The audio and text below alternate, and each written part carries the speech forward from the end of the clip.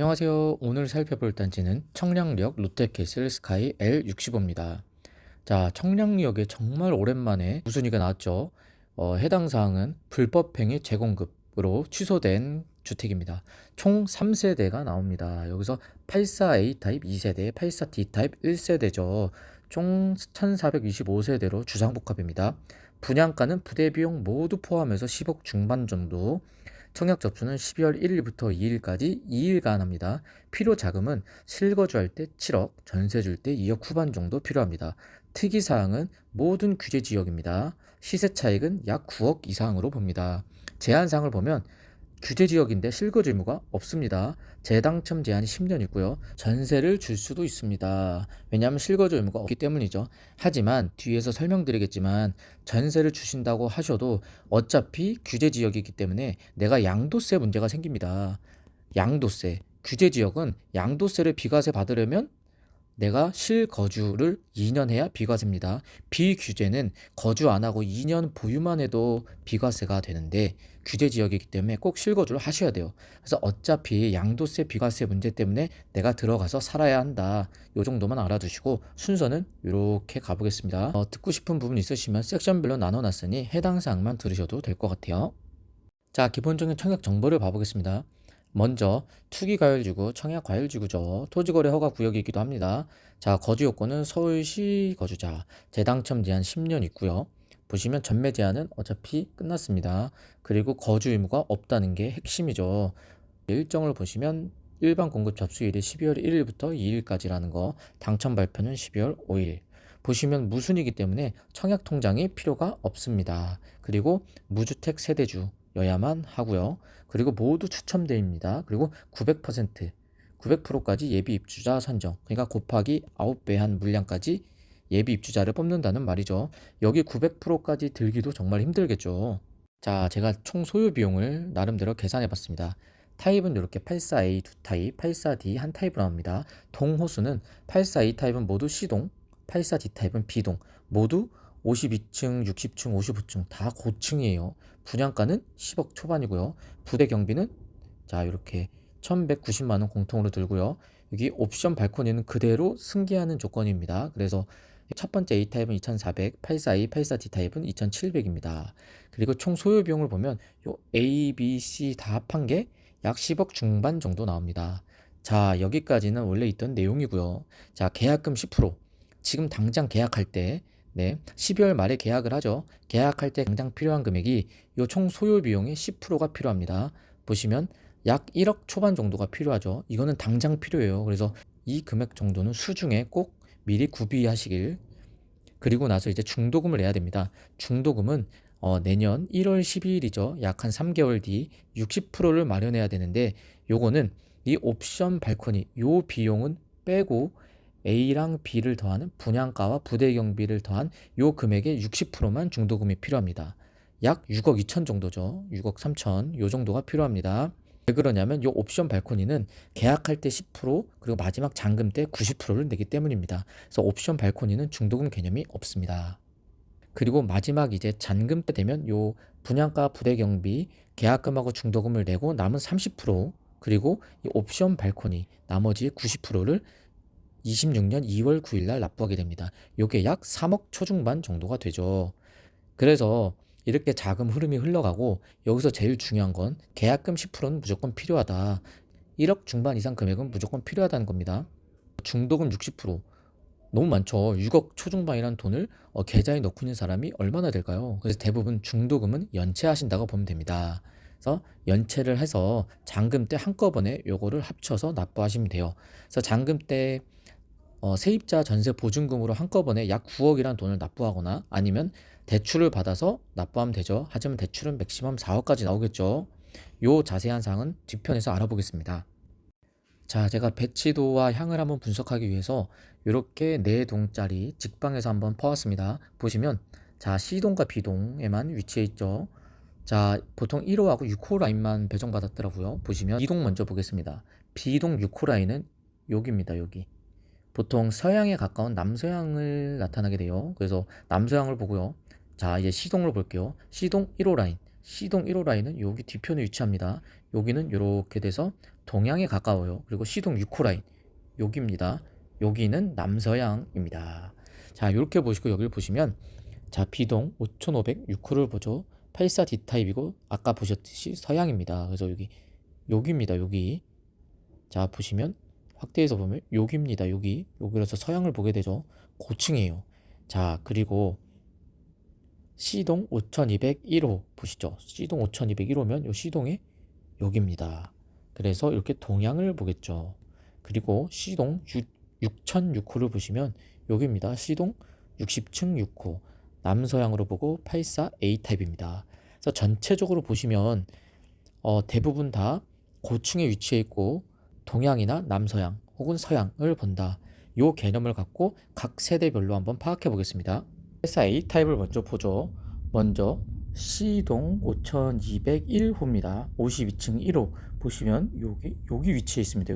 요거를 확대시켜 보면 자, 요렇게 동향이에요. 양면 창이라 요렇게 보입니다. 그래서 지금 거실 주향은 동향을 보고요. 이게 뻥뷰죠. 뷰가 정말 좋습니다. 이 5201호가 가장 뷰가 좋아요. 그래서 타입을 살펴보면 투베이 타워형입니다. 그래서 양면 개방이라 이렇게 향이 좋고요. 안방에 드레스룸 조그맣게 있고 타워형의 단점이 복도가 길다는 거죠. 이렇게 이 부분이 데드 스페이스가 되는 겁니다.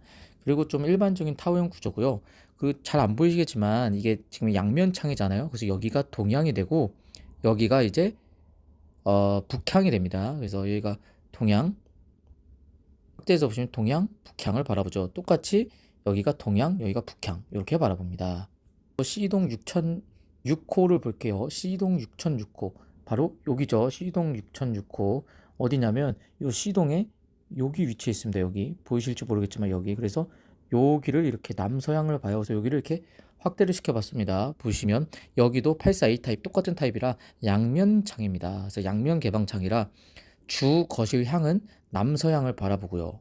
그래서 여기 보시면 여기가 남서향을 바라보죠. 그리고 요 측면에 보이는 창은 북서향을 바라보게 됩니다. 그래서 여기는 북서향. 그렇기 때문에 여기는 남서향, 여기는 북서향 이렇게 보게 됩니다. 아까 전 타입하고 비교해 보면 이 앞에 많이 가리고 있습니다. 주 향이 많이 가려요. 그래서 개방감은 고층이라 하늘은 잘 보이지만 앞이 좀 막혀 있다. 이 정도만 보시면 될 것 같아요. 자, 그리고 마지막 B동 55층 6호 세대입니다. B동 55층 6호 세대는 자, 여기 있죠. B동 55층 6호 세대 서양이고 84D 타입입니다. 55층이다 보니 여기죠. 여기 위치합니다. 이렇게 서양에 가까운 남서향이죠. 그래서 보시면 거의 서양입니다. 여기는 양면 개방창이 아니에요. 보시면 4베이 판상형이라 이렇게 단일 창만 갖고 있습니다. 단일 창. 보시면 여기 앞에가 살짝 막히는 게 있지만 그래도 우측으로는 뻥뷰가 가능하죠. 자, 평면도로 보시면 4베이 판상형입니다. 거실 필두로 방 3개가 거실과 같은 양을 봅니다. 거실이 서양이면 모든 방도 서양을 보는 세대가 되죠. 그리고 판상형이다 보니 마통풍 가능하고요. 또 4B의 가장 큰 특징이 방 3개가 거실과 밑에 깔리다 보니 드레스룸이 넓어집니다. 그래서 아까 타워형보다는 드레스룸이 훨씬 넓죠. 그래서 판상형이 보통 타워형보다 선호합니다. 특히 주상복합에는 보통 60층, 50층까지 높게 쌓아 올리기 때문에 개방감 위주로 타워형 위주로 지는데 주상복합의 이런 4베이 판상형은 정말 흔치 않죠. 그래서 정말 좋아 보입니다.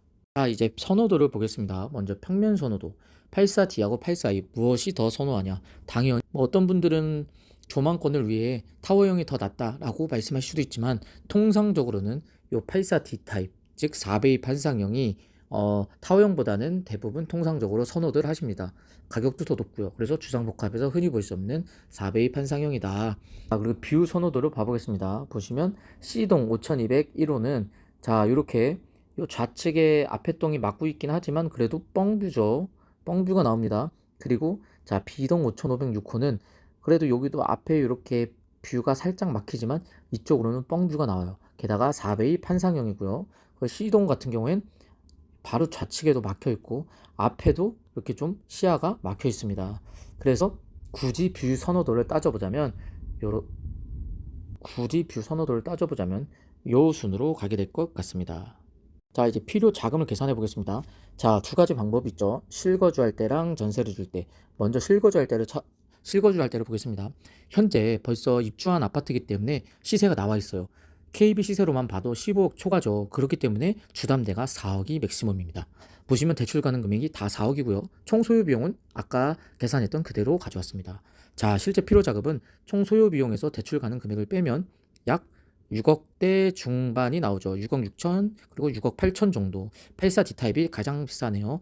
요렇게 나오고요. 자, 두 번째, 전세를 줄 때는 어떡하냐. 예상 전세 가격을 좀 해봐야 되는데 현재 전세 실거래가를 보면 8억 9천, 7억 중반 요렇게 나와 있어요. 그리고 지금 네이버 부동산 최저가 매물을 보면 자, 중층 고층이 전세가 8억 2,500, 8억 3천 정도의 최저가입니다. 그래서 보수적으로 저는 8억으로 잡아봤어요. 왜 보수적으로 잡냐? 왜냐하면 분양 아파트 잔금을 전세 보증금으로 치를 시 세입자가 전세 대출을 받지 못해요.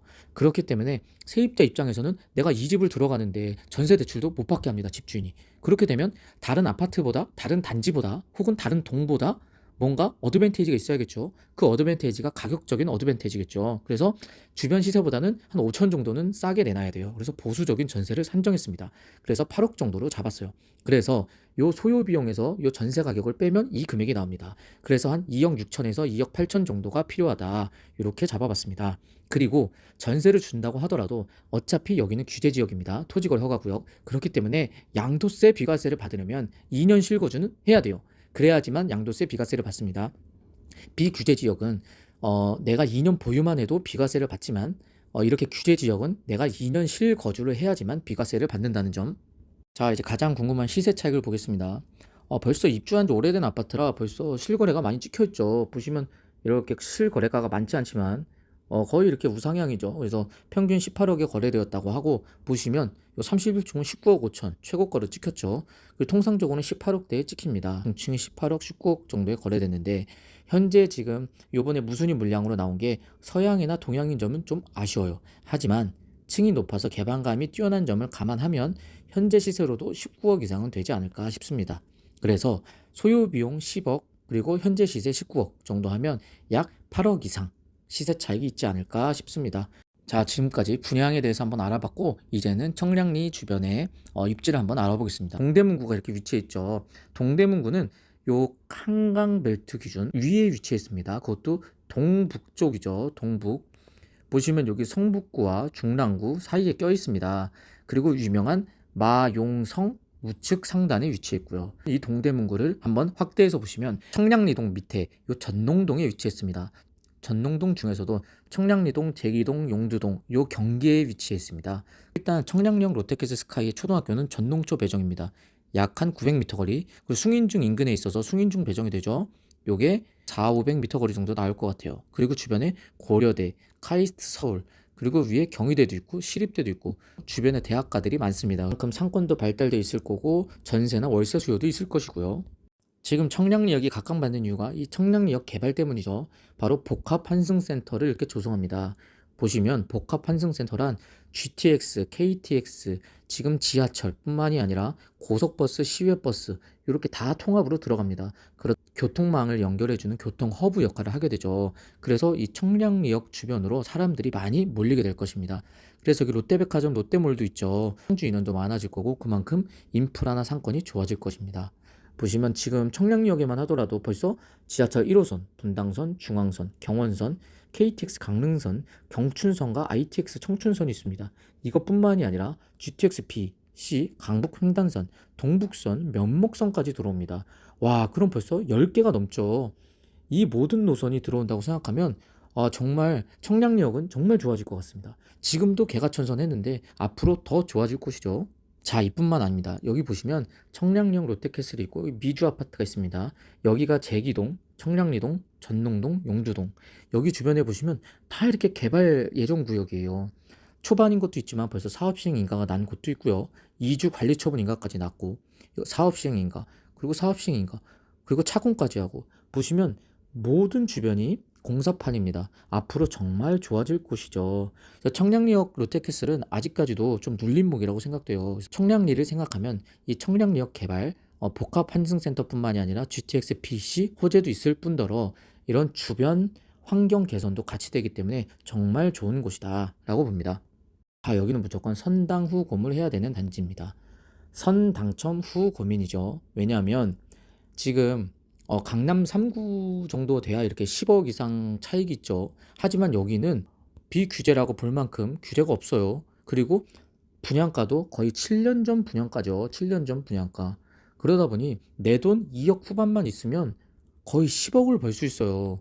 그런데 이 기회를 놓친다? 이건 무조건 해봐야죠. 그래서 내가 돈이 없더라도 풀 신용대출을 받거나 퇴직금 정산받고 차 있는 것도 팔고 아니면 부모님의 사돈 팔촌까지 돈 다 빌려서라도 이거는 자금을 마련해야 됩니다. 일단 당첨만 되면 10억 정도를 버는 것이기 때문이죠. 그리고 어디 뭐 경기도 외곽도 아니고 정말 서울의 알짜 입지 청량리, 그 중에서도 청량리 대장 롯데캐슬입니다. 이게 아무리 지금 무순이라고 하더라도 얼마 전에 나온 트리니원이나 잠실 리엘보다도 청약 문턱이 낮습니다. 왜냐하면 가용 금액이 정말 적기 때문이죠. 이거는 고민할 게 아니다. 자, 유용하셨으면 구독 한번 부탁드립니다. 감사합니다.